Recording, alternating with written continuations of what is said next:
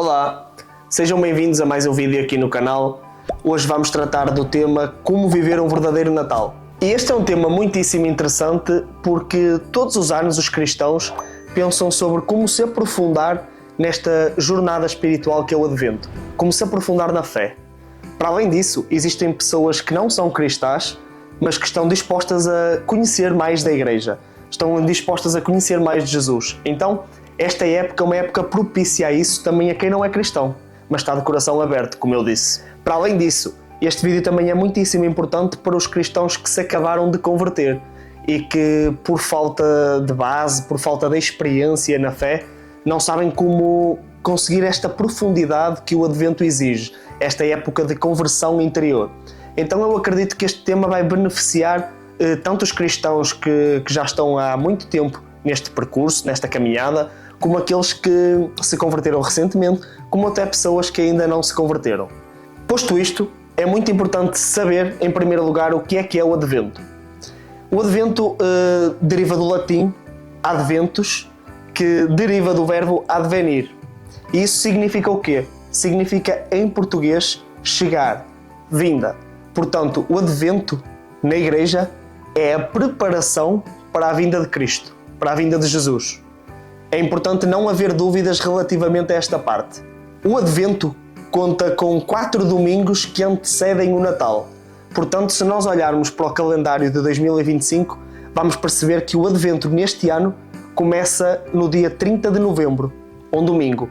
Depois desse domingo sucedem-se mais 3 e depois sim, é o Natal. Portanto, o Advento é esta preparação, esta jornada interior, este tempo de conversão, de reflexão, de introspeção. Assim sendo, nós, antes de respondermos à verdadeira questão, que é o título deste vídeo, como viver um verdadeiro Natal através de ações concretas, nós temos que voltar ao tema, o que é que significa o Natal, o que é o Natal. Não há como nós fugirmos desta temática, nós temos que voltar à origem, nós temos que entender a profundidade do que se vive nesta época. O Natal não pode haver dúvidas, tem que ser o nascimento de Jesus, tem que ser o Deus que encarnou e se fez homem. Isto é o Natal. Sei que há muita coisa superficial, muita coisa que vem além disso, mas nós devemos sempre recordar o Natal pela sua origem. Jesus encarnou, ou seja, a segunda pessoa da Trindade encarnou. O que é a Trindade? A Trindade é constituída por 3 pessoas: Deus, Pai, Jesus, Filho e Espírito Santo. E embora em 3 pessoas diferentes, nós estamos a falar exatamente do mesmo Deus. E é quando nós compreendemos isso, que Jesus é Deus, que nós começamos também a perceber a grandeza do Natal. Porque se Jesus é Deus e Deus vai nascer, o Salvador vai nascer, nós então começamos a compreender todo o significado que está por trás, que está na sua origem, que está na base do que é o Natal. Então, para terminar este assunto, é o nascimento de Jesus e ele vem para salvar as pessoas. Sem a vinda de Jesus, não dava para atingirmos a salvação. Isto tem que estar bem claro para todos nós. Então, se nós entendemos o que é o Advento, se nós entendemos o que é o verdadeiro Natal, o que está na sua origem, nós temos que entender que temos que caminhar, temos que fazer um percurso que nos vai limpar, que nos vai fazer chegar à graça divina, que nos vai fazer conhecer Jesus melhor, que nos vai fazer ser dignos de receber o Cristo. E esse período é o Advento. E nós precisamos então de retirar todos estes pecadinhos ocultos, todas estas desordens, e precisamos de traçar um caminho então que nos vai levar à graça divina. Então sim, aqui surge a pergunta de o que é que nós podemos fazer, que ações concretas é que nós podemos levar a cabo para realmente nós entrarmos numa comunhão com Cristo, nós melhorarmos, nós fazermos essa jornada interior. E eu não tenho como começar as recomendações, estas ações, não tenho como aconselhar estes atos se eu não começar pela Eucaristia. A Eucaristia é o centro de tudo, é ali que está Jesus. Então receber Jesus é muito importante. Quanto mais vezes vocês forem à Eucaristia, quanto mais vezes vocês comungarem, melhor.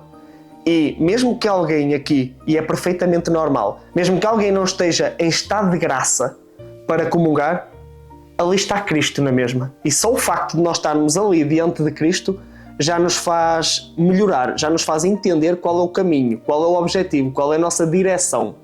Então a Eucaristia é fundamental, por isso e por outros fatores, como por exemplo a própria liturgia, as leituras, a homilia do sacerdote. Tudo isso nos faz ajudar neste caminho de conversão. Através das leituras nós por vezes conseguimos identificar alguns pecados, algumas iniquidades, algumas devassidões que as personagens têm, e também nos ajuda a nós próprios a identificarmos aquilo que está de errado em nós, aquilo que temos que melhorar. E para além disso, as leituras ajudam-nos a dar um contexto sobre o próprio mistério que é o nascimento de Jesus, os pormenores, quem participou naquela ação, quando, o que estava a acontecer. Então tudo isso é fundamental para nós contemplarmos o Natal, o nascimento de Jesus. Portanto, a Eucaristia é a primeira recomendação que eu dou. Em segundo lugar, nós temos a confissão, para entrar na graça divina. E aqui eu quero perder mais algum tempo neste capítulo, principalmente porque eu tenho ouvido vários argumentos ridículos sobre a confissão. E o que me deixa mais triste é que alguns desses argumentos vêm da parte dos católicos. E o primeiro ponto a falar sobre a confissão é que quando nós somos contra a confissão, nós estamos a ser contra as Sagradas Escrituras, automaticamente. Então é bom lembrar aquela passagem do Evangelho em que Jesus diz aos seus apóstolos que os pecados que eles perdoarem serão perdoados e aqueles que eles retiverem serão retidos. Isso é um dos fundamentos da confissão. Portanto, quando nós estamos a ser contra a confissão, estamos a ser contra o Evangelho, contra as Sagradas Escrituras. E depois, outra coisa que eu queria alertar é porque não caiam nesses argumentos vazios que normalmente se dirigem, que se direcionam contra a confissão. Que é, eu perdoo os meus próprios pecados, ou então eu confesso-me diretamente a Deus. Pois é, mas a confissão foi uma recomendação do Cristo aos seus apóstolos, e a extensão dos apóstolos são os sacerdotes. Portanto, os sacerdotes são o instrumento para absolver os nossos pecados. São um instrumento que Deus escolheu para o fazer. Ali está o Espírito Santo, ali está a representação do próprio Cristo. Portanto, não tem como perdoar os próprios pecados sozinho. Não tem como... Podemos nos confessar a Deus sim, mas é necessário irmos ao sacerdote para que ele, em nome de Deus, absolva os nossos pecados. Isso é fundamental. Mas tem outra coisa. Quando eu falo em a confissão ser importante para atingir, para caminhar para a graça divina, vocês podem perguntar, mas para que é que serve a graça divina? A graça divina faz com que nós participemos na vida divina, faz com que Deus haja melhor em nós, faz com que nós amemos mais Deus, faz com que nós consigamos amar mais os irmãos, faz com que os nossos pecados sejam perdoados. Não existe, é difícil haver uma relação profunda entre Deus e o homem com o pecado no meio, com um monte de pecados que nos impedem de contemplar verdadeiramente a vida divina.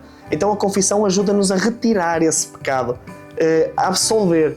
Não significa que nós não vamos pecar mais à frente, mas este arrependimento, este coração sincero tem que existir, principalmente na época do Advento. Portanto, não subestimem a confissão, simplesmente vão. As paróquias normalmente costumam disponibilizar confissões nesta época do Advento, e se não for na vossa paróquia, vão ao lado, vão em segredo, vão em sigilo, é esse mesmo espírito, mas vão lá, confessem os vossos pecados e depois vocês vão ver como se sentem. Para além da questão espiritual, há toda uma questão psicológica associada a isso, que é o ato difícil que é contar os nossos pecados a alguém, falar das nossas próprias iniquidades, falar das nossas próprias devassidões, dos nossos próprios erros, das nossas próprias desordens. Isso por si só é contra o egocentrismo humano. Eu nem queria tocar nesta questão psicológica, porque há uma questão espiritual muito maior associada a isso. Mas a confissão tem esse poder incrível. E só um fator aqui muito importante para quem está desse lado e hesita em ir à confissão. O sacerdote tem um dever, o dever sacramental de não divulgar aquilo que se passa lá. E para além de ele ter esse dever, ele com certeza que vos vai instruir com conselhos que não se encontram ali na esquina. São conselhos que estão na base dos ensinamentos do Cristo. São conselhos que realmente nos podem libertar do pecado, que nos podem encaminhar para a virtude, para o bem. Então, não hesitem, não subestimem a confissão, simplesmente vão. Não sou cristão, vai à confissão. Não sou católico, vai à confissão na mesma, e depois vocês tirem as vossas próprias conclusões sobre este sacramento.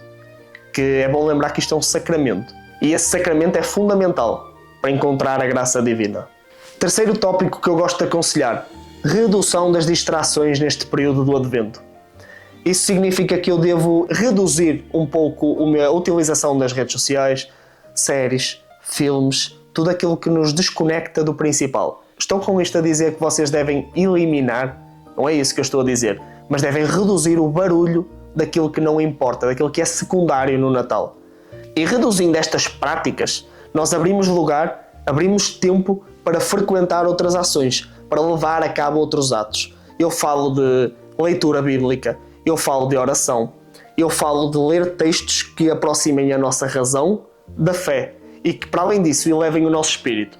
Um exemplo claro do que é um livro que pode não só nos evoluir no intelecto, como também elevar o nosso espírito. Eu, neste momento, neste período do Advento, eu estou a ler o livro Confissões, de Santo Agostinho. E este livro é fantástico pelo seguinte: ele tem uma particularidade muito interessante. Ele gera identificação no leitor. Então, Santo Agostinho conta todos os seus pecados, desde a juventude até à sua época de conversão.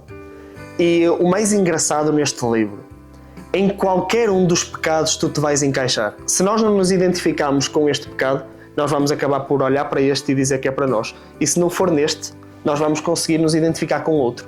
De qualquer forma, nós vamos conseguir entender qualquer pecado de Santo Agostinho, porque aquilo também nos faz refletir sobre as nossas próprias desordens.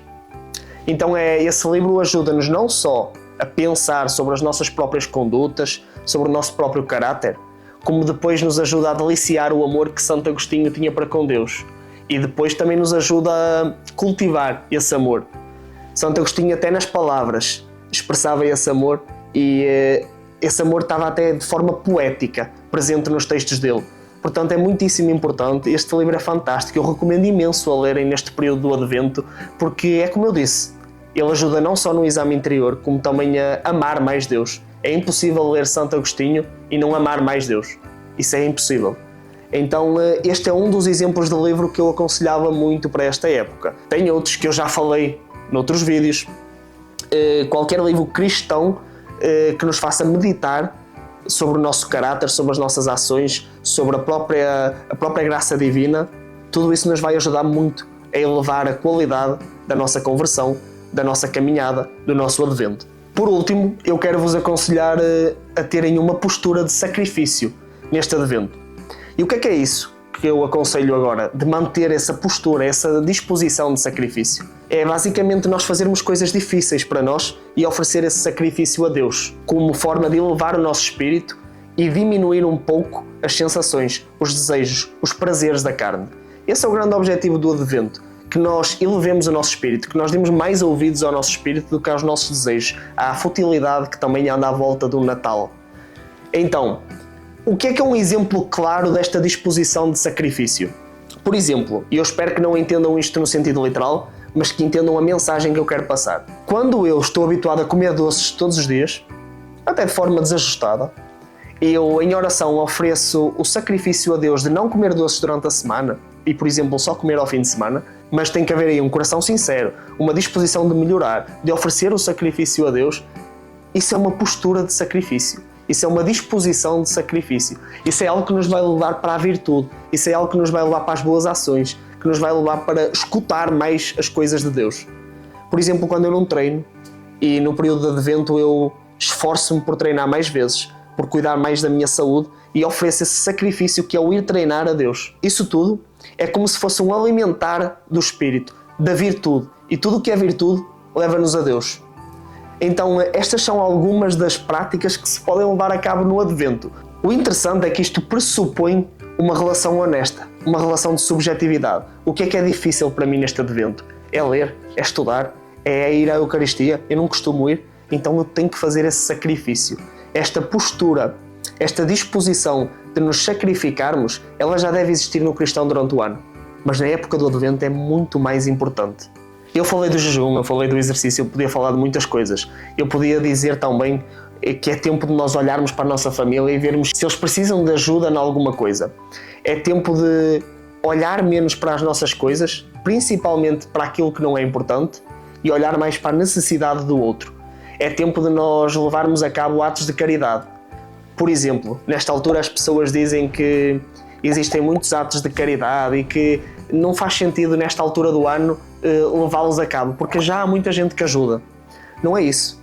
Quando o ato de caridade é feito de uma relação honesta, é desprendido da própria vaidade, o ato de caridade é bem-vindo, principalmente nesta altura.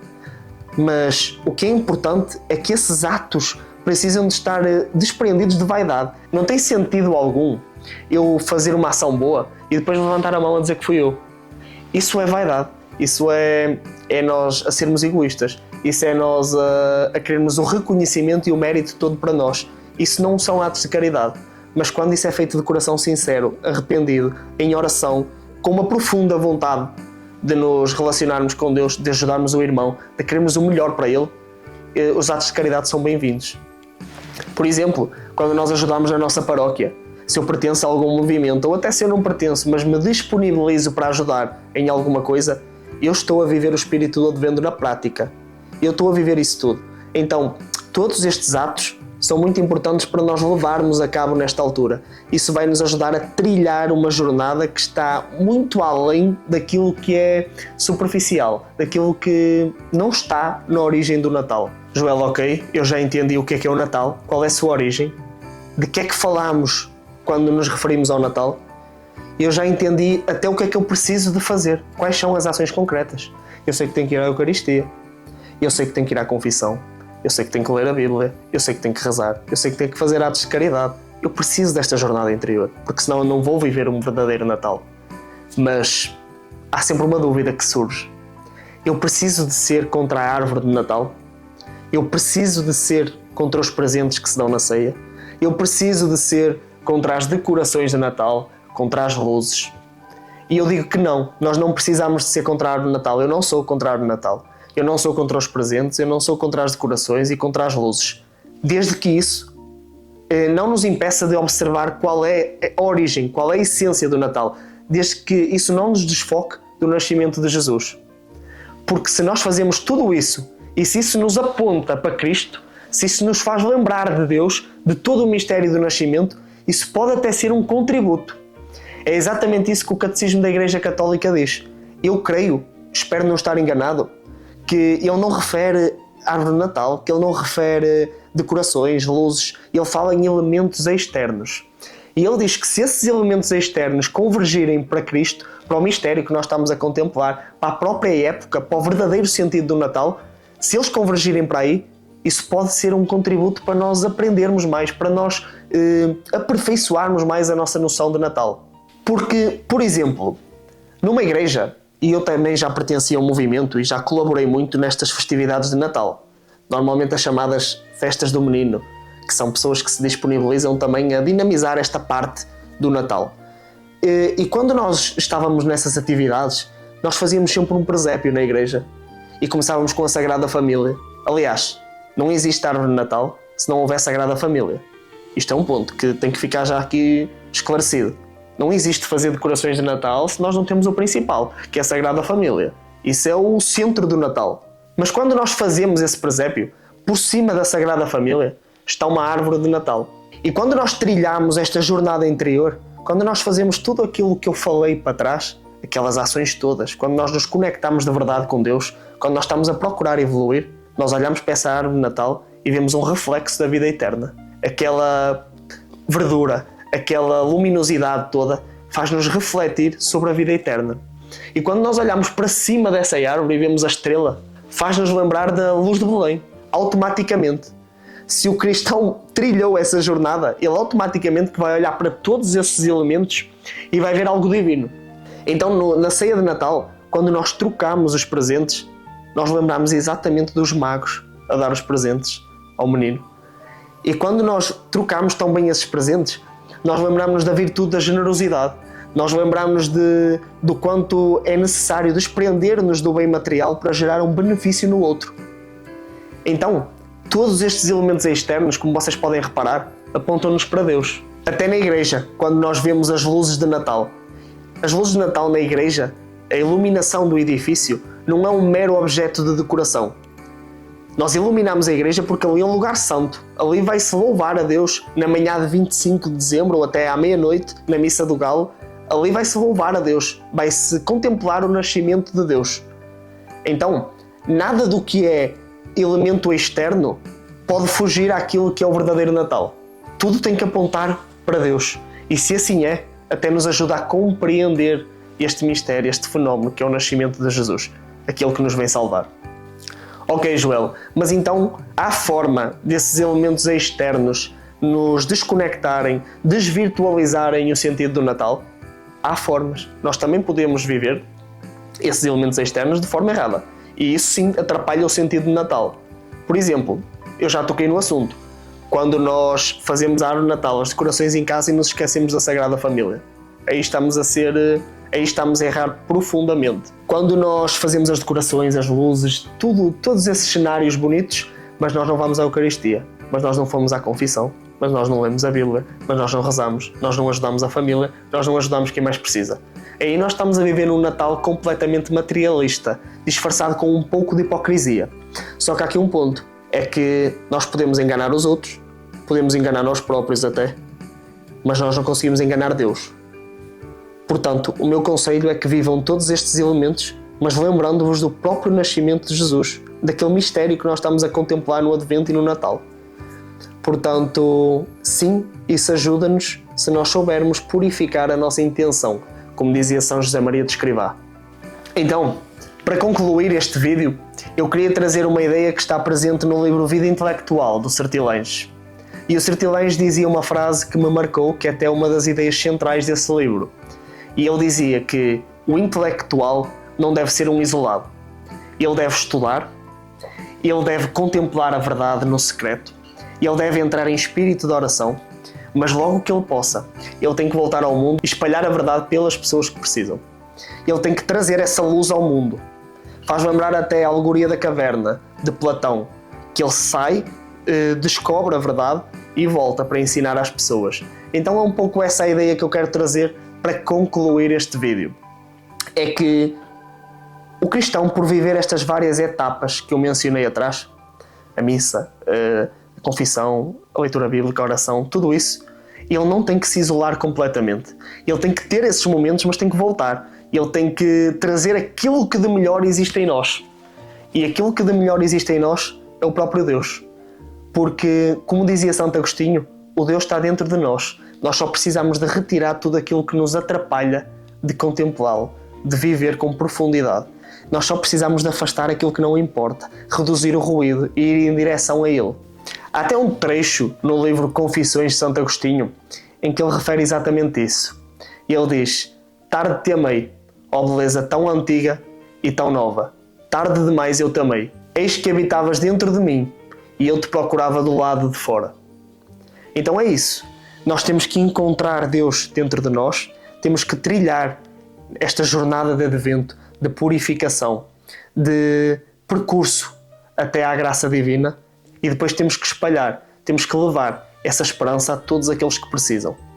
Portanto, fiquem com esta ideia central, que é: eu preciso desses momentos de introspeção, de reflexão, de oração, de arrependimento, mas eu preciso de voltar lá e anunciar o quão belo é o nascimento de Jesus, o quão isso vai libertar uma pessoa, o quão isso é bom, o quão isso é a única coisa que nós deveríamos estar interessados no Natal. Então, neste Natal, foquem sobretudo nas ações que nos levem a Deus.